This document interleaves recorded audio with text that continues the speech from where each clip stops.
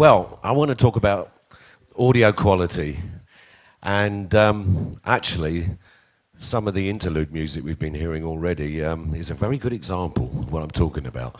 So I'm actually going to do a random thing and start. Kurt, Rich, could we just put that tune on for a second? So I just thought it might be a nice idea to put some good audio quality on. And whack it up a bit.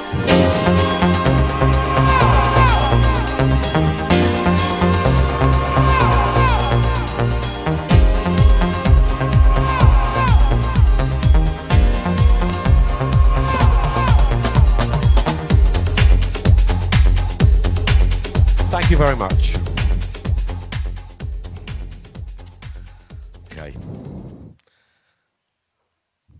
So it's been said that if bad sound was lethal, it would be a leading cause of death. And what it's saying is that sound quality is not, and our sense of hearing is not given the attention it deserves.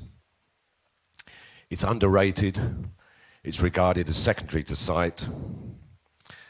You've only got to look at the bad acoustics of public spaces, the horrible things that architects and interior designers do without any regard to the acoustic properties, which of course are so intrinsic to the ambience of a place. It's not even realized how badly a child's education is affected by the atrocious quality of the average school classroom. And even in club world, it's extremely unusual for the acoustic properties of the space that tens of thousands of watts of audio is going to be put into, is given due care and attention. So I'd just like to contrast hearing and sight for a moment. Sight can only look forward. Hearing is appreciated from every direction. Hearing never switches off, it's always on. You can so easily shut your eyes. And there's another thing about sight, which is only one octave, which is the rainbow, and audio can cover 10 octaves. It's also about 2,000 times more accurate than the sense of sight in terms of the separate speed of events it can discern. So this general is just not appreciated, how this amazing sense strongly affects our mood and our demeanor. And sadly, this general disregard for audio has crept into music and its production. So I want to examine where we are, how we got here, what it's limiting, and maybe what we can do about it. Not necessarily in that order. So my biggest problem is the dumbing down of audio, because that is preventing us from appreciating music's full potential. The fantastic transportation of your mind, the depth of emotion and feeling that you can have with music. All these things are shut out from us by bad quality. So a lot of this has actually, I mean, it's never been great, believe me, but it's really got worse since the advent of digital. With digital, we've got completely inadequate sound files, bad sound cards, rubbishy digital to analog converters, analog to digital converters. So, and on top of that, we have almost an indifference to gain structure on the part of many people, particularly DJs. And I'm just wondering, Rich, if you would do the sort of thing that happens to a sound when it's overloaded. So if I was going to be talking like this all night, it wouldn't be much fun, would it? But the number of mixers that I've seen flat out in the red in my time is beyond belief. And we're talking people who were paying huge amounts of money. Can you please stop it, because it's just horrible. I think we make the point. Thank you.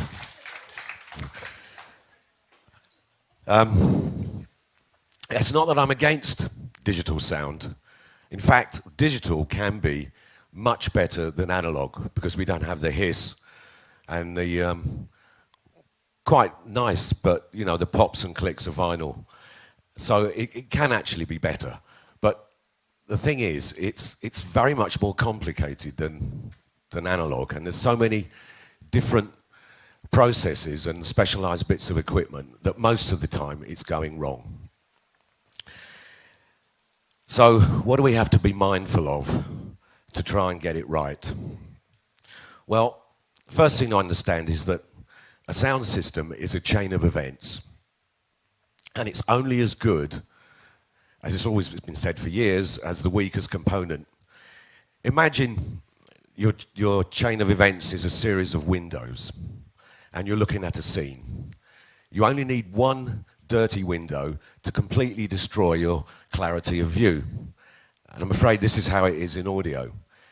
And if you don't have a good reference, it's very hard to evaluate the sonic integrity of any particular piece of equipment, because the shortcomings of one piece will mask the performance of another's. So let's start with the original microphone input or sample. It obviously needs to be clean, at the right level, and of sufficient resolution to capture all the very low-level harmonics that give a sound its richness and its character.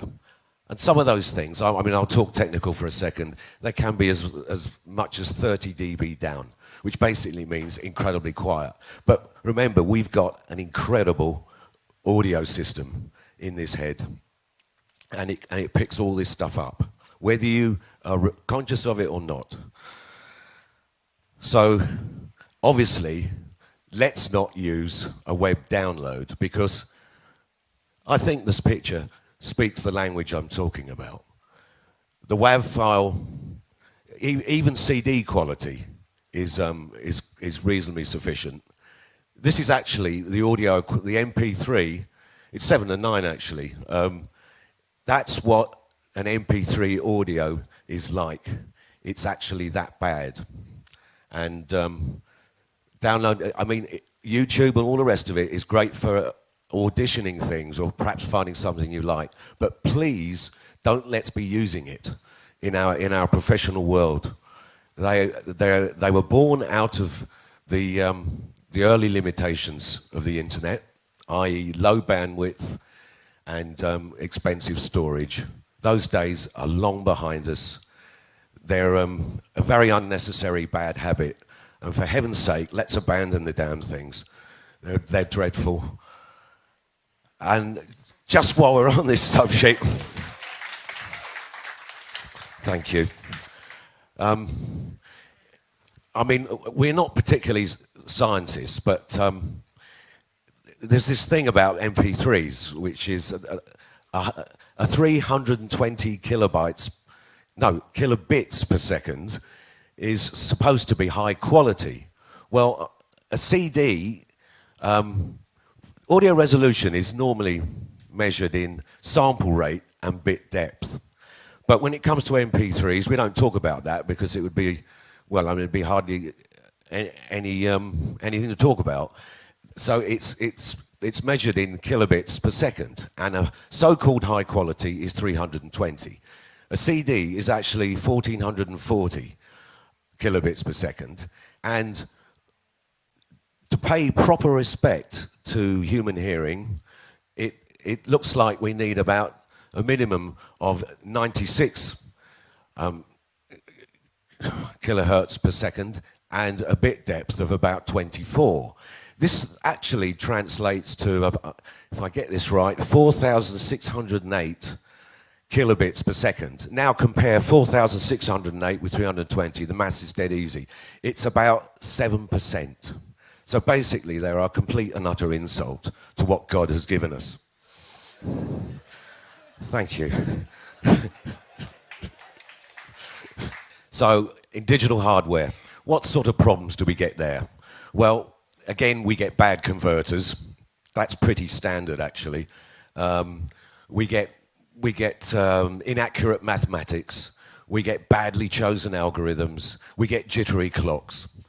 It's a nightmare. And unless they're all right, digital really isn't worth playing. You're better off with a valve amplifier, frankly. But there is an issue with digital, and that's to do with timing or latency. And different digital processes take a different amount of time. So, and this difference in time is actually incredibly small. But the human hearing is actually capable of discerning separate events as down 15 to 20 millionths of a second. So if the space between them is longer than that, the auditory system will realise it. If you've ever listened to digital and thought, my God, there's something wrong with it, I can't put my finger on it, I don't quite know what it is, it's probably this mashed up timing. And when the brain receives this mixed up timing, it gets confused, it disengages spatially and emotionally. It really doesn't want to go there. So, and I think the picture kind of illustrates what I'm talking about. It's like a misregistered coloured print. And we are capable of hearing it, and we do. And it's not audio anymore, it's noise. So, software mixers, sequencers, and file players actually have a lot of the same problems as the hardware. And you can be pretty sure that if you overuse plugins, they're going to mash up the sound even more. And an awful lot of these programs have auto-limiting and auto-gain, strange EQs in a standard. Go into global preferences, get rid of them. Because every one of these things means another layer of processing. And you'll be amazed at how much better the sound quality is. I'm not saying it's going to be great, but it will be better. So, getting to the final mix.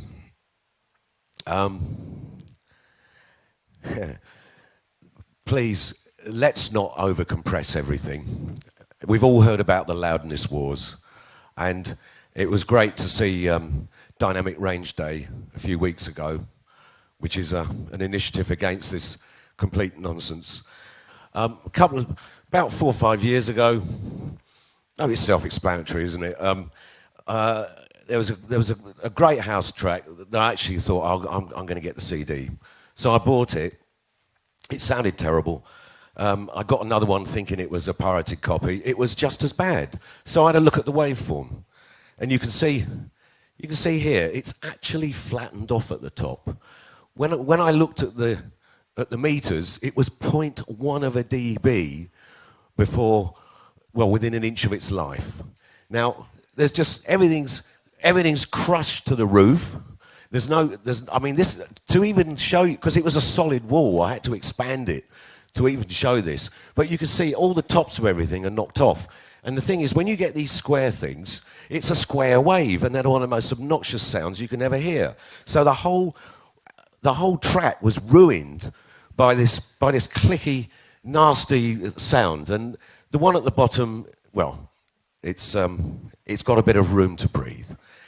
And the thing is, all this destruction, just so you can be louder than the next person's track on the radio.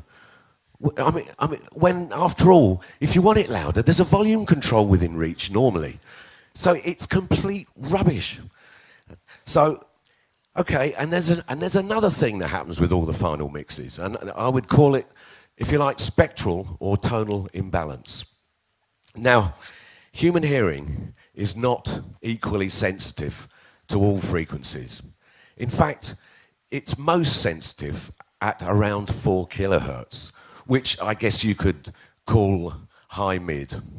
And it's the place where the S's and the T and the K and all the definition frequencies are. And it's also where a baby's scream is centered. So it is a very attention-grabbing frequency. So it's, you know, it's kind of natural to try and mix everything into it. But what you finish up with is a shrieky, shrill sound, which is actually quite offensive. And I just can't believe it sometimes, actually. I do carry earplugs, it's very necessary. But if you were to translate that to a colour print, it would be like it's overemphasised with blue, and we've completely forgotten about the yellows and the greens. And I'm afraid this is taken as normal, and it's rife throughout the business, not just in DJ world, but live sound is just appalling. I won't necessarily get into that, even though I've been making loudspeakers for about 42 years now. We'll leave that one alone, I reckon. This is more important. So there are more ways of corrupting audio than we've actually got time to discuss. But it all boils down to one horrible word, distortion. And distortion drives you, well, distortion could be thought of as a twisting of truth. And truth twisted is lies, and nobody wants to listen to lies. So we're no longer deeply involved in listening, we're just superficially hearing. And the real essence of what all this is supposed, we've only had big audio for 50 years, not even that. And I'm here because I'm absolutely fed up with seeing it go down the drain. It's being wasted. Everything that humanity gets that's good finds a way to turn it upside down. When are we ever going to learn?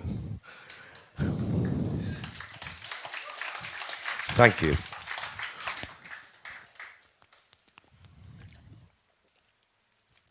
There's a guy called Daniel Levitin, and he's in Canada, and he's written Your Brain on Music and The World in 6 Songs. He's a professor of psychology and neurosciences. And he said that music stimulates more parts of your brain than just about any other known kind of input. And furthermore, he's also said that when somebody's listening to music they don't like, you get the fight or flight hormone, adrenaline, released. And when you're listening to music you do like, the reward hormone, dopamine, is released. And I would suggest that this also extends to true audio and distortion.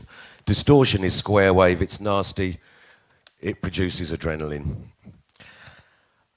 So humans are very adaptable. He's telling me I'm running out of time, but I won't stop. Because I'm here now. Thank you. So humans, as we know, are incredibly adaptable. That's how we all get. So we get to be where we are. But I'm sad to see that recent generations have never heard crystalline, transparent high frequencies. What they have heard can only be called audio sandpaper. The thing is, we've adapted to it. We think that's what it's supposed to be. It's not. And the whole music business is now infected with this.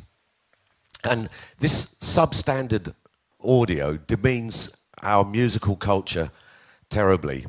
So if you wish to redefine the DJ, then how about guardians of our audio soundscape consciousness arena? It may be. So I've gone about the sorry, I got it wrong there. Sorry state of 21st century audio. It's bad. Why does it matter? The world seems quite happy with it. Well, I've got to say that for me, the infinite space that opens up inside my mind, and I'm sure many others, when they're really tuning into good stereo material, is what is so attractive here. And bad quality sound and cannot do this because you need every link in the chain to be of sufficient resolution to reconstruct these stereo images. And if you don't do that, then you're not going to get there. Imagine being in a landscape, looking at a picture of a lovely landscape, and it's all fuzzy, and then actually being in it. That's the difference as far as I'm concerned. Involvement in multidimensional audio is transcendent. And this is borne out by the fact that people who are listening to music deeply have the same brainwave patterns as somebody meditating, like a Buddhist monk. This is a fact. And so but the thing about meditation is it's quite often an individual experience, whereas listening to music is communal. And I would suggest that when we've had a magic audio moment, a really good gig, or a wonderful dance floor experience, it's not just because of the music and your involvement in it, it's the fact that we're starting to connect with other people in the same dimension. That's what makes it magic, and that's why this is so precious. And that's why I'm feeling so strong about it. It's so important because it may be a door to an incredibly badly needed new state of being that we need on Earth as soon as possible. So, a lot of these, I've been talking about audio quality, but actually I find a lot of the same concepts apply to music. And my personal taste is for harmonic, tuneful, key-changing, rhythmically satisfying, uplifting music. I believe that music is an expression of the structure and architecture of the universe. So I do not do darkness and chaos. The harmonic arrangements of everything, from atomic particles to the planets, and the harmony of musical scales illustrate this. A natural attraction to harmony and aversion to discord stems from our sense of and our connectedness with the universe. Natural rhythms such as heartbeat, breathing, day and night, and the cycles of the seasons are all steady and life-affirming. Unlike some of today's rhythms, which if translated to a person's heartbeat would probably hospitalize them. So, so even with brilliant audio, discord, disjointed rhythms, and distorted sounds will tend to release the dealing with stress hormone, adrenaline. This means that there may well be more musical adrenaline junkies in today's world than there were at the beginnings of house music in the 1980s.